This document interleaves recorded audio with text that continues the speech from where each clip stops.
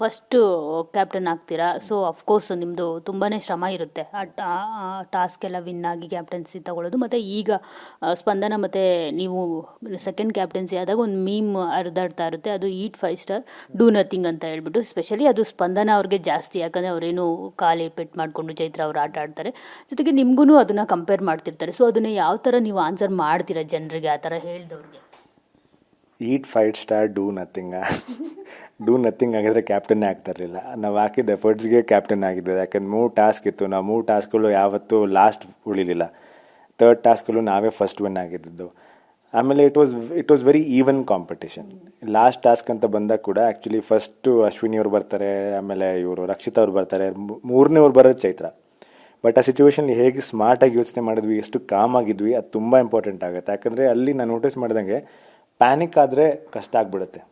ಇವಾಗ ಬರೀ number lock 2 3 4 7 ಏನು ನಂಬರ್ ಇರುತ್ತಲ್ಲ, ನಂಬರ್ ಬೇಗ ಮಾಡಿ ಅಂದಾಗ ಯಾರಾದರೂ ಪ್ಯಾನಿಕ್ ಆಗ್ತಾರೆ. ಐ ಫೆಲ್ಟ್ ಕಾಮ್ ಆಗಿದ್ದು, it was a big advantage. ಆಮೇಲೆ ಡೂ ನಥಿಂಗ್ ಅನ್ನೋದು ನಿಮಗೆ ನೀವೇ ಕೇಳ್ಕೊಬೇಕು. ಯಾಕಂದರೆ ಈ ವಾರದಲ್ಲಿ ಎಷ್ಟು ಟಾಸ್ಕ್ ಆಡಿದ್ದೀವಿ, ಎಷ್ಟು ಕಷ್ಟಪಟ್ಟು ಆಡಿದ್ದೀವಿ ಅಂತ ನೀವೇ ನೋಡಿರ್ತೀರ. ಅದು ಈಟ್ 5 ಸ್ಟಾರ್ ಡೂ ನಥಿಂಗ್ ರಿಯಲಿ ಅಷ್ಟೇ. ಓಕೆ, ಇನ್ನು ಕ್ಯಾಪ್ಟನ್ಸಿ ಟಾಸ್ಕ್ ವಿಷಯಕ್ಕೆ ಬಂದಾಗ ಗೆಸ್ಟ್ಗಳು ಬಂದಿದ್ರು ನಿಮ್ಮ ಕ್ಯಾಪ್ಟನ್ಸಿ ಟಾಸ್ಕ್ ವೀಕಲ್ಲಿ. ಸೊ ಎಲ್ಲೋ ಒಂದು ಕಡೆ ಕ್ಯಾಪ್ಟನ್ಸಿ ರೂಮ್ ಬಿಟ್ಕೊಡ್ಬಾರ್ದಾಗಿತ್ತು, ಕೂಲು ಮತ್ತು ಕಾಮ್ನೆಸ್ ಇರಬೇಕು, ಆದರೆ ಅಭಿಷೇಕ್ ಅಷ್ಟು ಇರಬಾರ್ದು ಅಂತ ಕೂಡ ಅನ್ನಿಸ್ತಾ ಇತ್ತು.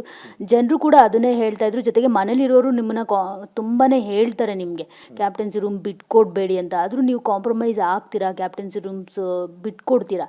ಸೊ ಅದೆಲ್ಲೋ ಒಂದು ರೀತಿ ನಿಮ್ಮ ಕ್ಯಾಪ್ಟನ್ಸಿ ವೀಕ್ ಮಾಡ್ತು ಅಂತ ಅನ್ನಿಸ್ತು.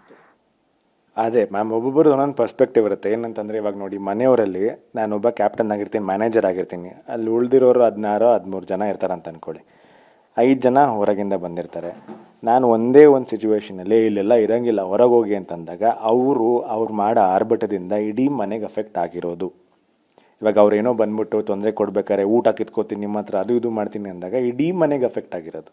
ಇವಾಗ ನಾನು ಒಂದು ರೂಮ್ ಏನಪ್ಪ ಮ್ಯಾಕ್ಸಿಮಮ್, ಫಸ್ಟ್ ಆಫ್ ಆಲ್ ಅವ್ರಿಗೆ ಹೇಳಿದ್ದೆ ನಾನು, ಇದು ಕ್ಯಾಪ್ಟನ್ಸಿ ರೂಮ್ ಮಾಡೋಂಗಿಲ್ಲ ಅಂತ. ಅವ್ರು ಆಲ್ರೆಡಿ ಕಂಟೆಸ್ಟೆಂಟ್ಸ್ ಆಗಿ ಬಂದಿರೋದ್ರಿಂದ ಅವ್ರಿಗೆ ಗೊತ್ತು ಅದರ ಅಡ್ವಾಂಟೇಜ್ ಏನಿದೆ ಅಂತ. ಕ್ಯಾಪ್ಟನ್ಸಿ ರೂಮ್ ಎಷ್ಟು ಇಂಪಾರ್ಟೆಂಟ್ ಇದೆ, ಕ್ಯಾಪ್ಟನ್ಸಿ ರೂಮ್ ಎಷ್ಟು ಕಂಫರ್ಟಬಲ್ ಆಗಿರುತ್ತೆ ಅಂತ ಗೊತ್ತು. ಅವರು ಕೂಡ ಅದಕ್ಕೋಸ್ಕರನೇ ಮಾಡಿದ್ದು. ಐ ಮೀನ್ ಎಲ್ರಿಗೂ ಎವಿಡೆಂಟಾಗಿ ಗೊತ್ತಲ್ವ ಅದು.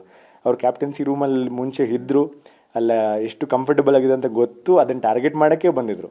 ಟಾರ್ಗೆಟ್ ಮಾಡೋಕ್ಕೆ ಬಂದ ಮೇಲೆ ನಾನು ಎಷ್ಟೇ ಅಗೇನ್ಸ್ಟಾಗಿ ಮಾಡಿರೋ ಅವ್ರು ಉಲ್ಟಾನೇ ಮಾಡಿರೋರು ಅಲ್ವಾ. ಸೊ ಅದಕ್ಕೆ there's 2 ways of dealing with it. ಇಲ್ಲ ಅವ್ರಿಗೆ ಹೊರಗೆ ಬನ್ನಿ ಅಂತ ಅನ್ಬೇಕು. ಹೊರಗೆ ಬನ್ನಿ ಅಂತಂದಾಗ ಏನಾಗುತ್ತೆ ಹೇಳಿ, ಅವ್ರಿಗೆ ಫಸ್ಟ್ ಆಫ್ ಆಲ್ ಅಫೆಂಡ್ ಆಗುತ್ತೆ. ಅವ್ರು ನಮ್ಮ ಗೆಸ್ಟ್ ಆಗಿರ್ತಾರೆ, ಬಂದ್ಬಿಟ್ಟು ಇಡೀ ಮನೆ ಮೇಲೆ ಅದು ಪರಿಣಾಮ ಬೀಳ್ಬೋದಾಗಿತ್ತು. ಬಟ್ ನಾನೇನು ಮಾಡಿದೆ ಅಲ್ಲಿ ಅಂತಂದರೆ, ಇಷ್ಟು ಹೇಳಿದಾರಲ್ವಾ, ಹೆಂಗೂ ನಾನು ಮಲಗ್ತೀನಿ, ಆದಷ್ಟು ಕಾಮಾಗಿ ಹೇಳೋಣ, ಅವರೇ ಅರ್ಥ ಮಾಡ್ಕೋತಾರೆ. ಇವಾಗ ಏನಪ್ಪ ಬಂದ್ಬಿಟ್ಟು ನೀನು ಕ್ಯಾಪ್ಟನ್ಸಿ ರೂಮ್ ಅಂತಂದ, ಆಯಿತು ಗುರು ಇರು ಸ್ವಲ್ಪ ಹೊತ್ತು, but end of the day ನೀನು ಹೆಂಗೂ ಬಿಟ್ಕೊಡ್ಲೇಬೇಕು. ಏನಾಯಿತು, ಬಿಟ್ಕೊಟ್ರಾ ಅಷ್ಟೇ. ಸಿಚುವೇಶನ್ ಹ್ಯಾಂಡಲ್ ಮಾಡೋದಿದೆಲ್ಲ 2 ways. ಇಲ್ಲ ಕಿರ್ಚಾಡ್ಬೋದು, ಇಲ್ಲ ಸಾಫ್ಟಾಗಿ ಹೇಳ್ಬೋದು. ನಾನು ಸಾಫ್ಟಾಗಿ ಹೇಳಿದೆ ನನಗೆ ಅನ್ನಿಸ್ತು, ಬಟ್ ಬಿಟ್ಕೊಟ್ರು ತಾನೆ. ಎಂಡ್ ಆಫ್ ದ ಡೇ ಬಿಟ್ಕೊಡ್ಬೇಕಾಗಿತ್ತು, ಬಿಟ್ಕೊಟ್ರು ಅಷ್ಟೇ ಆಗಿದ್ದು.